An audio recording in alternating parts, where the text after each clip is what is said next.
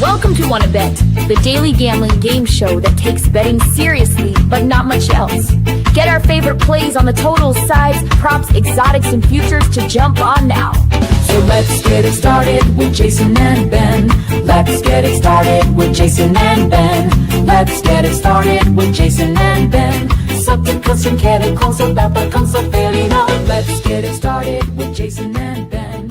Let's get it started with Jason and Ben. Hey, I'm Jason. That's Ben.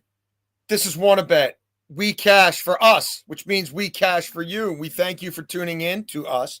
We thank you for wanting to bet with us. We certainly love betting with you. And as we march on into April, May, June, July, August, September, about 5 months into this thing, we started in May. We continue to cash for you guys. We capped week one.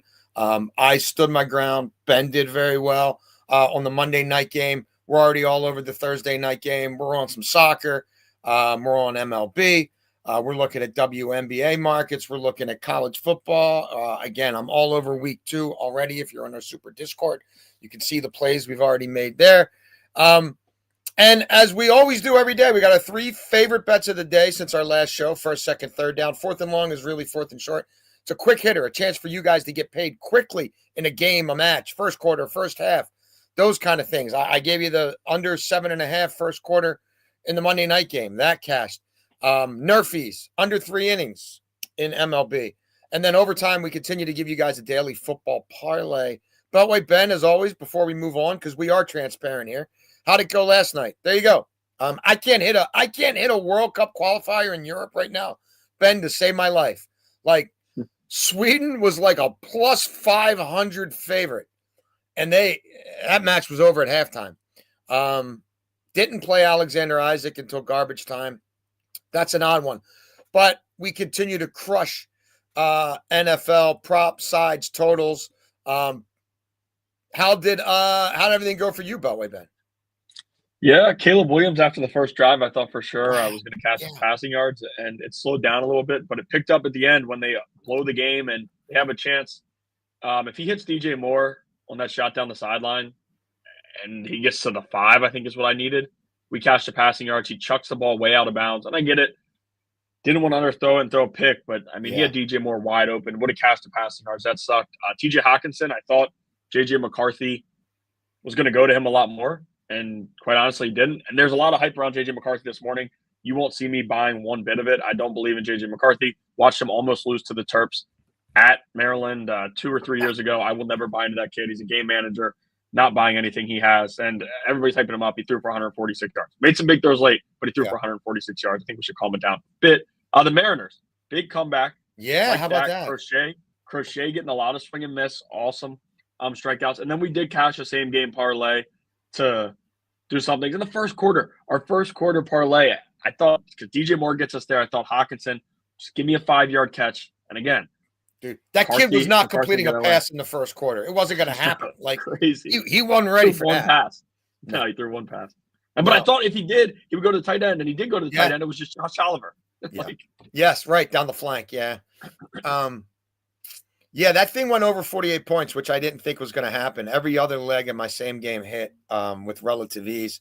When Aaron Jones gets over the 50 scrimmage yards on that touchdown, I'm thinking, all right, now just bleed the clock. And look, if McCarthy gets stopped at the 3-yard line, that's probably that game is under. It's over the 44, but I think it's settled in at 47, and I played it at the 47.5.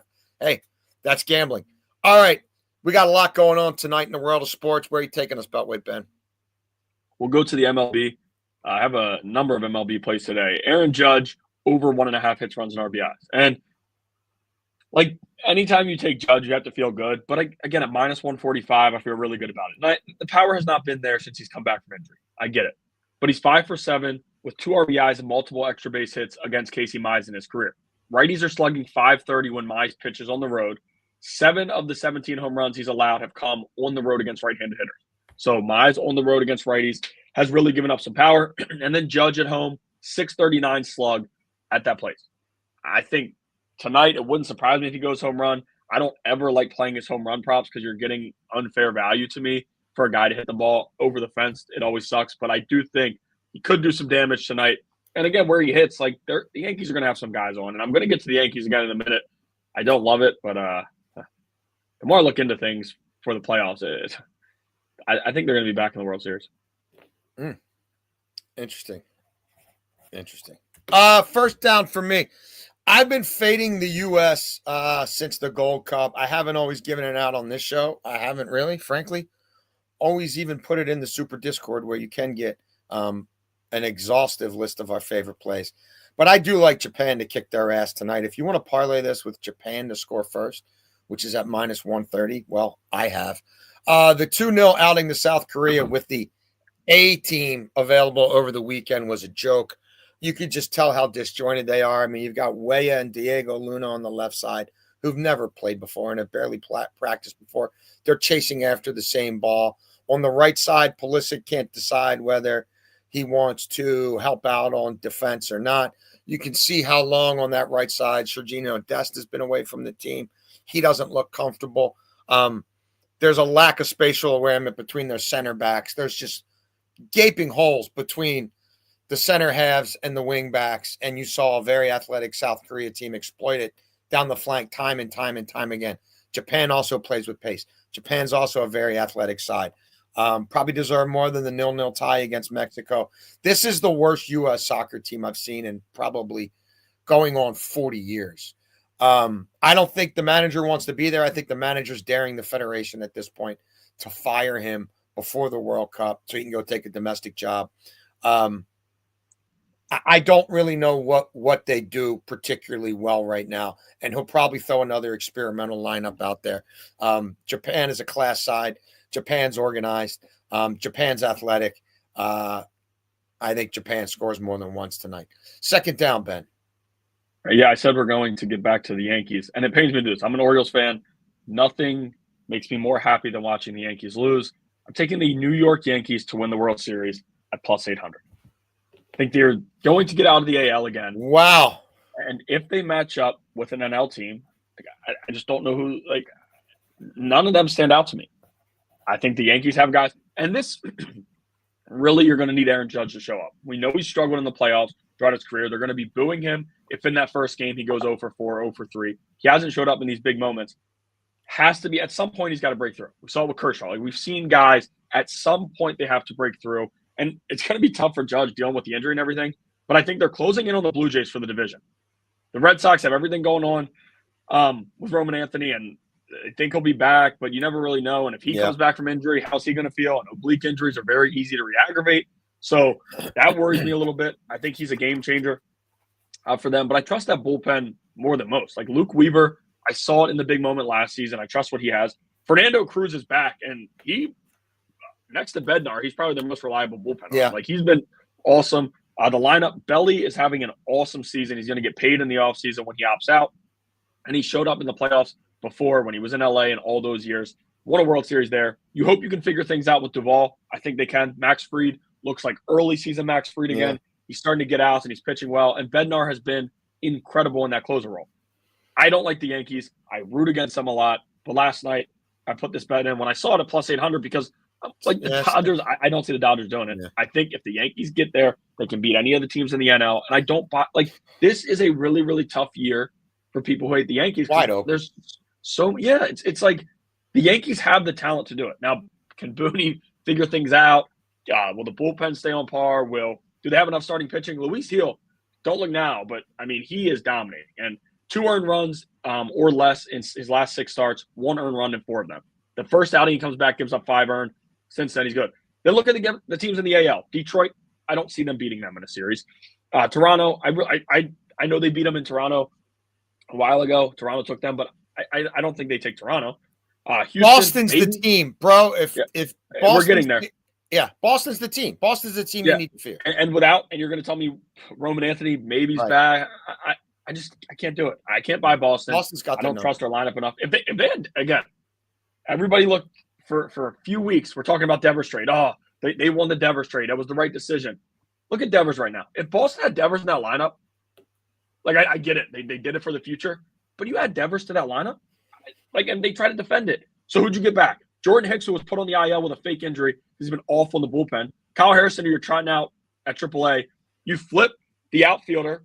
You flip the outfielder for Dustin May, who sucks. They've got Roman Anthony if he comes back, and they've got Nathaniel Lowe from the left side, and that's gonna allow them to crush right-handed pitching in Fenway. That doesn't justify if they're able to get that. That does not justify. I'm not justifying the trade. I'm just saying, and Devers also showed up in this good lineup. It's a pretty good lineup. That was, if they had Devers, it would be much better. Look at what Devers has done of recent. All right, we shall see. That's it. We absolutely will. We shall see. I mean, 8-1 on the Yankees. I get it. That's what I'm saying. Like, and you look around it's too good to pass. Second down for me. We're going to be on this Steelers-Seahawks game a bunch of different ways. Now, a lot of these markets haven't formed yet, so I know where I'm going to go as soon as it's available, and we'll probably have 3 different same-game parlays in this game. However, one of the books last night started putting up TD props with this. So I love Steelers' money line against Seattle. Mike Tomlin has lost 2 straight games at home, going back to last year. You want to know the last time he's lost 3 in a row at home? 2012. The end of the 2012 season. It doesn't happen. It doesn't happen. I don't think it's happening here. Last 3 years, Steelers are 15-9-1 against the spread at home. That's second best in the NFL. I don't care about the 3 here. They've got the better kicker. They've got a legitimate home field advantage. It's Aaron Rodgers' first home game as a Pittsburgh Steeler. And Mike Tomlin, I think he's finding a way to win this game. Sam Darnold, without Kevin O'Connell, good luck with that. Seahawks offensive line still sucks. Seahawks offensive run game is still a work in progress. So I think the Steelers win this game. DK Metcalf. Aaron Rodgers is a vindictive son of a bitch. That's part of the reason we were so on him last week against the Jets. Remind me, where did DK Metcalf go? Where was he? Where they traded? Where did he get traded from? They didn't want him anymore. They want to give his money to Smith and Jigba, right? They want to give his money to the slot guy. They don't want to pay him anymore.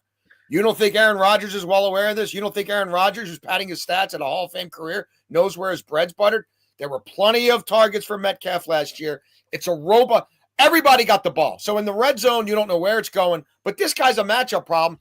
And Seattle couldn't stop Pearsall last week. Kittle leaves the game, and Purdy still throws for 2 touchdowns. And if not for the stupid hero ball picks, he might have thrown 3 or 4. I think Rodgers is going to get the ball in Metcalf's hand. It could be an explosive from far out. But for this kind of payday, 3-1, it's not going to be there much longer. Is this going to be my favorite same-game parlay on that game? No. I'm going to have Rodgers tied to Steelers' money line. I'm going to have I like a lot about this game, and I still have more work to do on it. But I jumped that one last night and wanted to give it to you. Third down, Ben. Yeah, like that you mentioned Pearsall. I mean, our guy Stats on Fire. You go in the Super Discord. I mean, there wasn't anybody more on Pearsall than he was. He's all over it. He was all over it back in June, I think. But we'll go here to Ramon Laureano over 1.5 hits, runs, and RBIs at -115. If in your state you can use Bet365, I would suggest it because hits, runs, RBIs props, they're more fair with the odds, and you can get 1.5 at a better number, usually more than other books. So I did play over 1.5 hits, runs, and RBIs here.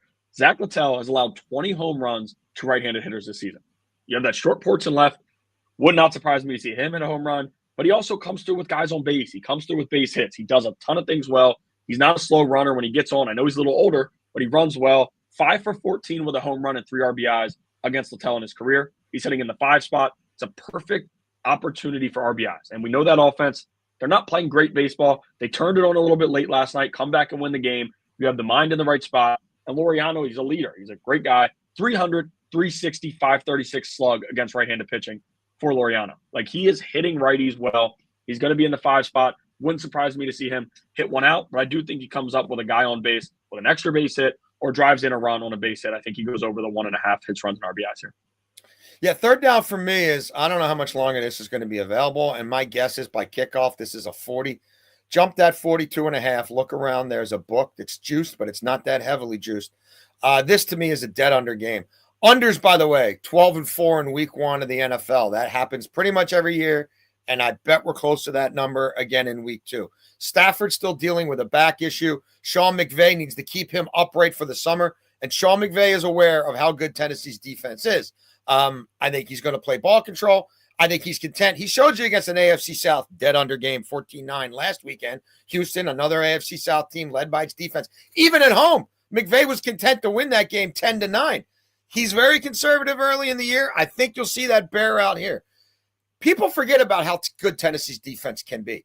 Weeks 1 through 6 last year, before they got sick of Levis throwing 2 pick sixes a game, before they got sick of Levis not knowing what down it was, before they got sick of all the 3 and outs, Tennessee, through the first 6 weeks last season, number 3 in success rate, number 7 in points per drive, number 6 in touchdowns per drive, number 1 in the NFL, yards allowed per game, yards allowed per play. And they made it real hard on Bo Nix. Bo Nix looked like the Bo Nix people thought Sean Payton was getting last week against Denard Wilson's defense on the road. Cam Ward, first home game. Callahan, not Brian, his daddy, who actually knows what he's doing. They ain't letting this kid throw the ball. And I give this kid a lot of credit for not turning it over last week in Mile High, despite Callahan having him throw from his own end zone late in the first half when he shouldn't have. As long as Tennessee doesn't melt down on special teams and you don't see a couple of pick sixes, I think this is another, I don't know, it could be 17-6.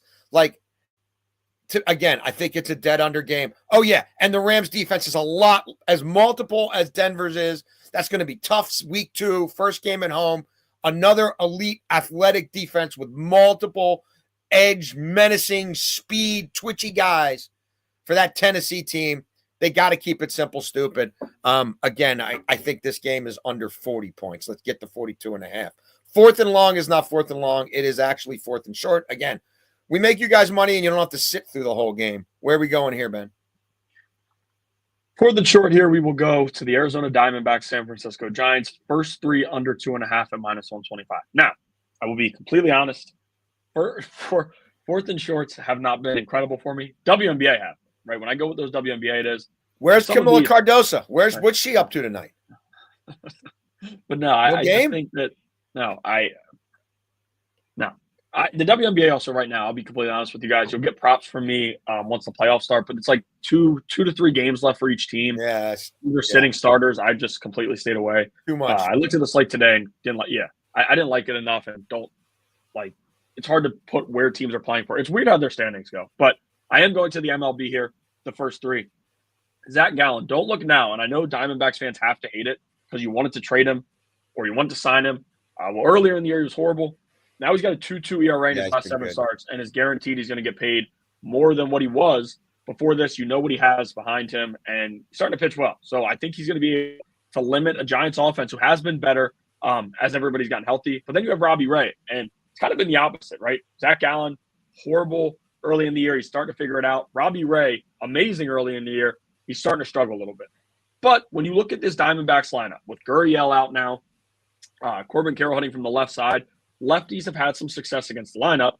Ketel Marte is the only scare here for me. If he can get through the top of the lineup early in the game, I will feel very, very good about this because I think he cruises 5 through 9 and gets us out of it. And we just need 3 innings. So I don't know that he hits the lineup the first time through.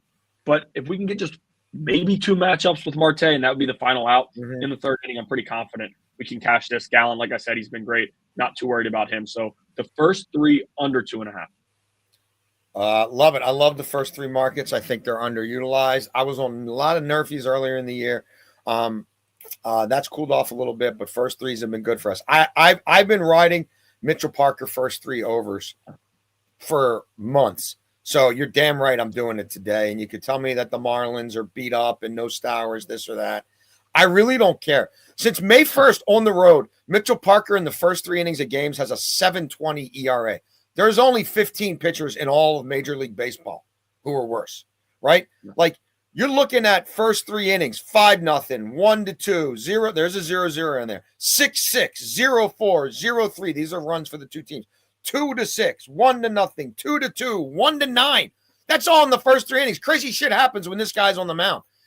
Mitchell Parker's last 11 starts overall, home or road, he's gone over in 9 of the 11, and that's with a Nats team that doesn't score at home behind him. Right? 52 runs scored in the last 11 Mitchell Parker starts in the first 3 innings alone. How about for the Marlins? Mazer, He faced Washington earlier this month. How'd that go? 10 hits, 4 earned, and 6 innings pitched. You know, you look at the matchups between Miami and the Nats. 4 of the last 6 are over this in the first 3 innings. So that's where I am. Overtime, Beltway Ben. Overtime, we're going to go to a college football parlay here. And number of teams, some moved the line around a little bit. We're taking Clemson on the money line, Illinois minus 13.5, Navy money line, and Alabama minus 13.5. We can get it at plus 201. Wow. We'll start with Alabama there, minus 13.5 against Wisconsin. Edwards is out. O'Neal's playing. So even when, like, if Edwards does play, you can't tell me that he's going to go out against an Alabama team that was made fun of left and right. And we've seen everything about them on social media. And Saban's not there anymore. Is DeBoer the guy? I saw the funny video of the lady saying if she won the lottery, she would pay to get DeBoer out of town. But yeah, it's crazy how SEC fans are. But I do think he's going to have these guys ready to go against a Wisconsin team that's not very good to me. I get it. They're coming off a win against Middle Tennessee State. Alabama is going to come out and want to make a statement against another Power 4 school. Navy on the money line. They're playing Tulsa, who just lost to New Mexico State. I think we know what Navy has. I know their defense definitely a little concerning, and they screwed us over the weekend, but they did pull away late and almost cover.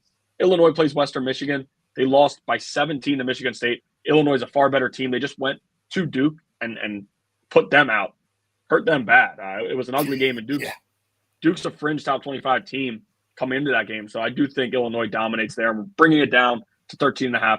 And then the play that really gets us to where we want to be, Clemson on the money line because it's minus 175. They play a Georgia Tech team that I don't think is going to get anything working against the Clemson defense. And I know Clemson, they didn't look good. Clemson might not score much themselves, but But we need to win. Dabo in those tight games has a lot of experience. I do think they will be able to pull this one out. Klubnik is going to turn it around. It was just like this last year. I expected them to start stronger.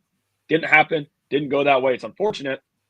But Klubnik will figure it out. This was the exact same situation last year. And midway through the season, everybody's saying, this is the best team in the ACC. Everybody's starting to turn their heads. I think they make a statement against a Georgia Tech team that Clemson has heard all about in the offseason. They have to be prepared for this one because of all the teams they're going to play. This is a pretty big one. So I do like Clemson on the money line to take us home at plus 201. I got a small NFL same-game parlay. Packers to win at home Thursday night, and Josh Jacobs anytime touchdown. Why do I like this? Well, it's the home team on a Thursday night game. They really had their rivals, the Lions, beat at the half. So this was not a game where they had to go all out for 4 quarters. I think we've talked about Washington a lot on the show. We all think Washington's going to regress. I don't buy Washington's pass rush. That's a really good Green Bay offensive line. I think Washington's vulnerable in the secondary. Unlike a year ago, Jordan Love is healthy. Look out. Look out. Yep. Micah Parsons has 10.5 sacks in 8 games against Washington, 15 quarterback hits and 18 hurries. I think he's got a pretty good book on that offensive line. You're going to see Daniels rush a lot. That'll show up on the show later in the week. And look, Dan, I don't buy, look, what Washington did last year was awesome, but I'm not a big Dan Quinn guy. I don't love Dan Quinn on the road. I don't love Dan Quinn on the road in a short week. Washington ran for 200 yards last week. Good effing luck doing that Thursday night. You're not going to be in those down and distances. Green Bay last year was a top 5 NFL team in yards produced per play and yards allowed per play. Nobody talks about it, but it's a fact. And I backed LaFleur in September. All right, 16-6 against the spread for his career in September. I don't need him to cover. I just need him to win.